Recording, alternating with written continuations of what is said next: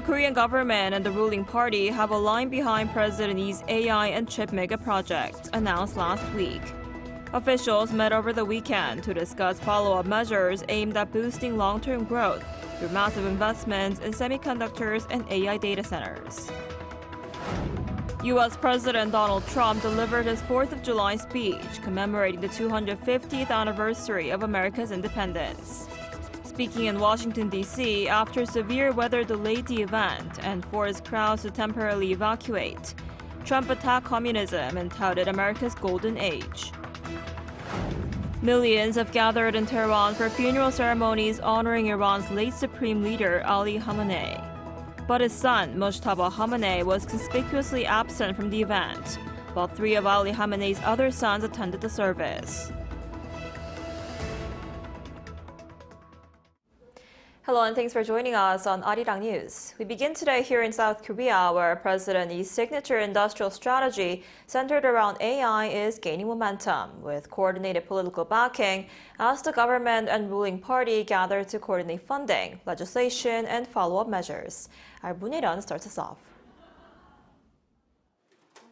Korea's government and ruling Democratic Party agreed on Sunday to fast-track legislation and funding for President Lee Jae-myung's flagship 3 mega projects, underscoring a coordinated push to accelerate one of the administration's signature economic initiatives. The high-level consultation brought together Prime Minister Han Sung-suk, DP Acting Chairman Han Byung-do, and Presidential Chief of Staff Kang Eun-sik to discuss follow-up measures for the projects that aim to boost long-term growth through large-scale investment in semiconductors, AI data centers, and physical AI, with an emphasis on regional development.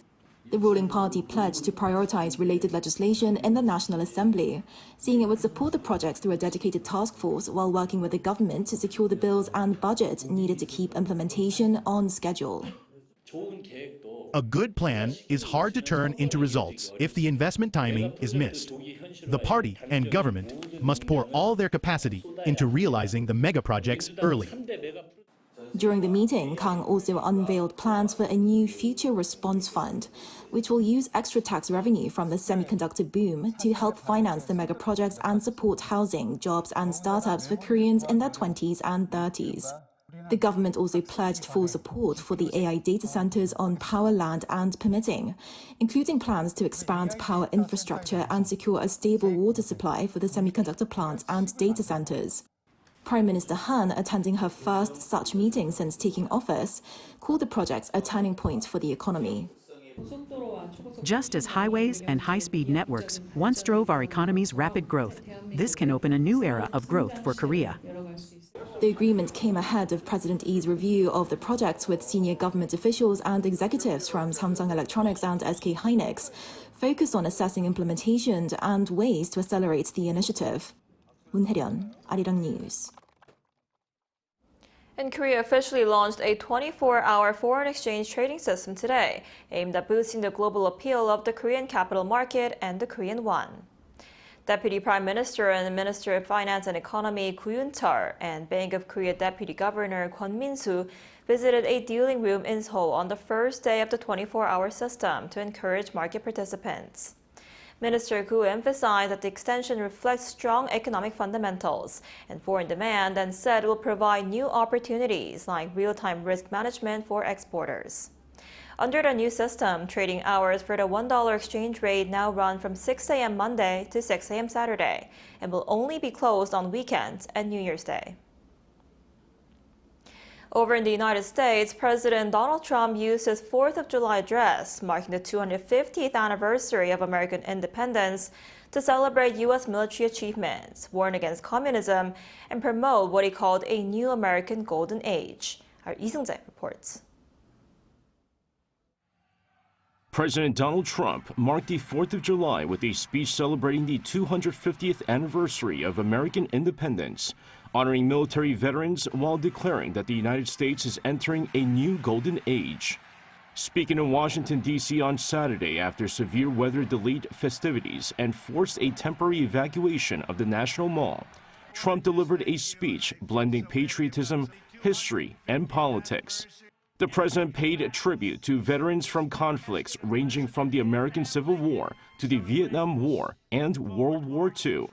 Among those recognized was William Harvey Carney, a former slave who became the first Black American to receive the Medal of Honor. While highlighting historic American military victories, Trump also pointed to recent U.S. military operations under his administration, citing actions involving Iran and Venezuela. He compared this year's strikes against Iranian naval forces to the U.S. victory over Spain at the Battle of Manila Bay. Trump also renewed his criticism of communism, warning against what he described as its growing influence in the United States. The remarks were widely viewed as carrying political implications ahead of the November midterm elections. And all these talks from the communists, they haven't got a chance. Not even a chance. We don't want communists in our country. The president again promoted the proposed Save America Act, which would require proof of citizenship and voter identification for federal elections, arguing the measure would help prevent election fraud. The legislation currently lacks sufficient support to pass Congress. Trump concluded his address by paying tribute to astronauts, police officers, and farmers, saying the nation's 250th birthday marks not an endpoint, but the beginning of what he called America's next great era. 이승재, Arirang News. Meanwhile, in Iran, funeral prayers for the country's late supreme leader Ali Khamenei were held in Tehran on Sunday, drawing millions of mourners and senior government officials. But his son and successor, Mojtaba Khamenei, was notably absent from the ceremony. Our Chung Il-im has more. Millions of mourners have gathered in Tehran for funeral ceremonies honoring Iran's late supreme leader Ali Khamenei and members of his family. Funeral prayers were held Sunday with senior political and military officials in attendance. Three of Khamenei's sons, Masoud, Mustafa, and Maysam, also appeared publicly for the first time since the outbreak of the war. However, his other son, Iran's new supreme leader, Mojtaba Khamenei, was absent, having not been seen in public since being appointed in early March. Reports have suggested that he may have been wounded in the February U.S.-Israeli airstrike that killed his father, although Iranian authorities have not publicly confirmed those claims. His continued absence also comes amid security concerns that Israel could target Iran's new leadership. Mourners dressed in black filled the religious complex, carrying portraits of Khamenei and Iranian flags. Crowds were heard chanting anti-U.S. and anti-Israel slogans, while some banners called for retaliation against U.S. President Donald Trump and Israeli Prime Minister Benjamin Netanyahu. Authorities had declared Sunday a public holiday and imposed heightened security measures around the capital. Iranian officials say between 12 million and 20 million people could attend the ceremonies nationwide, describing the event as the, quote, funeral of the century. Officials also warned of possible crowd crushes, and as temperatures rose during the funeral, mourners were sprayed with water to keep cool. A major procession is scheduled to move through Tehran on Monday before the ceremonies continue in Qom on Tuesday and other cities through Thursday. The late leader is expected to be buried on Thursday in Mashhad. Chung Il-im, Arirang News.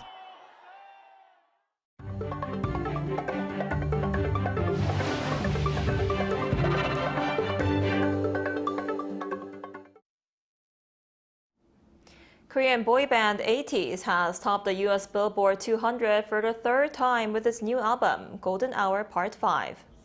According to Billboard on Sunday, ATEEZ came in at #1 ahead of Olivia Rodrigo and Drake.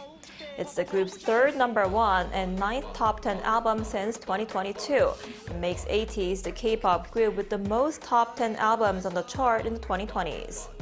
The Billboard 200 ranks albums based on physical and digital sales, as well as streaming and digital track downloads.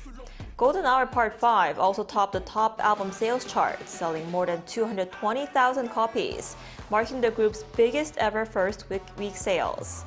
ATEEZ hopes to keep the momentum going with a fan meeting at Korea University in Seoul from July 17th to 19th. Museum goods from the National Museum of Korea, branded as Muse products, saw record sales in the first half of the year. From January to June, sales revenue from these products exceeded 20 billion Korean won, or about $14 million. The figure was up about 90% from the same period last year. Among Mude's products, items inspired by the Pangasa유상 Buddhist statue stood out, with 12,000 units sold this year and cumulative sales reaching 60,000. The product gained public attention after BTS member RM said he owned one, and after President Lee Jae-myung was photographed with it when he visited the National Museum. Korean home appliance makers are stepping up their push into America's housing market. With strong brand recognition among U.S. consumers, they're now looking deeper into luxury residential projects. Our Kim Sa-young reports. A long line forms early in the morning outside a $50 million luxury home near Orlando, Florida.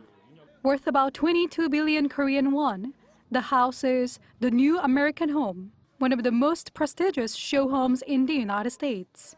Designed to showcase the latest trends in the luxury housing market. Korean company LG helped outfit the home with around 80 products. The fact that the millionaire homeowner, also the founder of a tech company, personally chose a Korean home appliance brand shows how firmly Korean companies are positioning themselves in America's high-end housing market. For the kitchen, but also the air conditioning, also the televisions, all the things that are required to make this house, it was easy choice to bring LG in. But the competition is intensifying. Chinese appliance maker Haier remains a powerful legacy player in the United States. Another Chinese company, Midea Group, first grew by making products for other brands, then expanded into designing them as well, while building up its own name. In response, Korean companies are moving faster into the sector, including AI-based appliance control systems designed for property managers and builders. By offering everything as a package, we can make more customized proposals for customers. We believe this can deliver an even higher level of customer experience. Korean companies are aiming to cement their place as one of the top 3 players in America's luxury home appliance market by the end of the year. Kim Sa-young, Arirang News. South Korea welcomed a record number of cruise visitors in May, with monthly foreign arrivals by cruise ship surpassing 200,000 for the first time ever. According to the Korea Tourism Organization on Monday, the number of people arriving on cruise ships reached 206,542 in May, up 13.4% from the previous month and 12.2% from a year earlier. The January to May total climbed to 709,000, putting South Korea on track to surpass the record annual figure of 1.6 million cruise visitors set in 2025. By port, Seogwipo Port recorded the most arrivals, followed by Busan Port and Incheon Port, while visitors from China made up over 45% of the total. The seaweed farms in Wando-gun County, Jeollanam-do Province are now becoming a global textbook example for the aquaculture industry. With delegations from international organizations visiting the place, the global expansion of K-seaweed is rapidly gaining momentum. Our Chae-young reports. The value of the seaweed farms in Wando-gun County, Jeollanam-do Province, has been highly recognized by both U.S. NASA and CNN. Specialists dispatched by the UN and the World Bank visited the pristine waters of Wando-gun County for an on-the-spot study, seeking ways to transfer aquaculture technologies to developing nations. In this moment today, we're here in Wando County to really observe and to learn from how the county has invested and developed its seaweed sector. Ahead of this, a delegation from the World Wildlife Fund, a leading non-profit environmental organization, returned to Wando-gun County following their visit last year. The delegation showed great interest in the close cooperation among the local government, fishermen, and fishing village communities. As you look over your term as mayor, what have been some of the changes that you've seen in the seaweed industry for Wando? Wando, which accounts for about half of South Korea's total seaweed production, recently held the 2026 Pre-Wando International Seaweed Exhibition at Wando Beach Park from May 2nd to 7th, drawing a huge success with around 170,000 visitors. Wando-gun County is actively nurturing seaweed, moving beyond its traditional role as a food source into a future strategic industry that encompasses biomaterials and marine healing. Cha Yoon-kyung, Arirang News.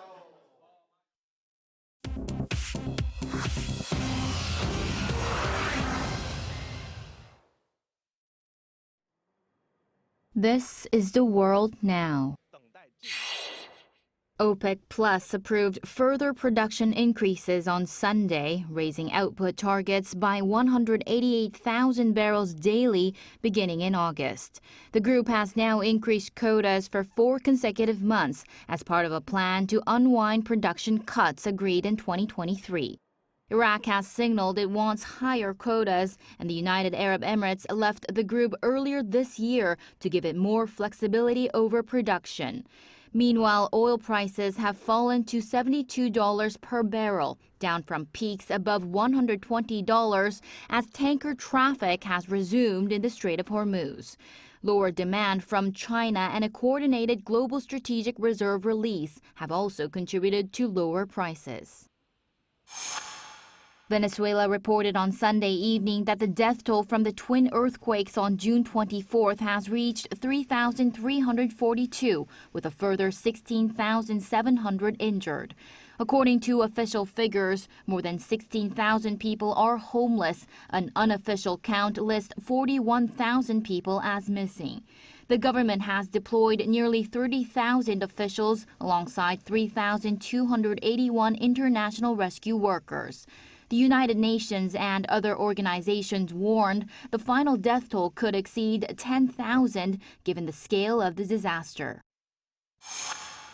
Heavy rains have killed 5 people across northern China. Chinese state media reported on Sunday that 2 people died in a flash flood in Inner Mongolia while herding cattle on Saturday evening, and 3 others died in Liaoning Province's Pusan City after a rainstorm dropped nearly 33 centimeters of rain in one area. Meanwhile, tropical storm Maisak hit Vietnam's Quang Ninh province with winds of 101 kilometers per hour before moving inland into southern China's Guangxi province. Flooding from the storm submerged cars and required rescue crews to use inflatable boats. Local residents said the flooding was the most severe in 2 decades. Wildfires are burning in 6 countries in southern Europe. One fire in Portugal has burned 12,000 hectares since Thursday, with more than 1,200 firefighters and 15 aircraft deployed to fight it. A fire near Girona in Spain has forced nearly 50,000 residents to evacuate, and Greece has reported major fires west of Athens and near Thessaloniki in southern France. A fire in the Pyrenees has an 18-kilometer front line, with France mobilizing 750 firefighters and 9 water-bombing aircraft. Authorities there said the fire could affect Monday's Tour de France 3rd stage. Chu Ji-han, Arirang News.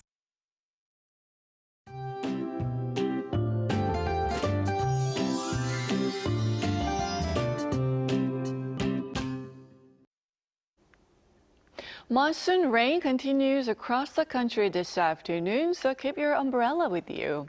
Some of the rain could become heavy in a short amount of time. Heavy rain was lashing down in the Chungcheongdo and Jeollado provinces this morning. In fact, Jeollado could see 30 to 80 millimeters of showers, while other regions, including here in the capital, could see 5 to 60 millimeters, along with thunderstorms. When showers get stronger, rain could fall at 30 millimeters per hour, leading to localized downpours. Meanwhile, temperatures have been staying slightly below 30 degrees Celsius in the capital lately, but that muggy air feels draining without an air conditioner on. And a similar pattern is expected today. Seoul will be getting up to 28 degrees Celsius, Gwangju topping out at 30 degrees. The rainy spell will continue through Wednesday in southern regions, and by Thursday, Thursday across central Korea. Conditions, however, will stay muggy and mostly cloudy this week.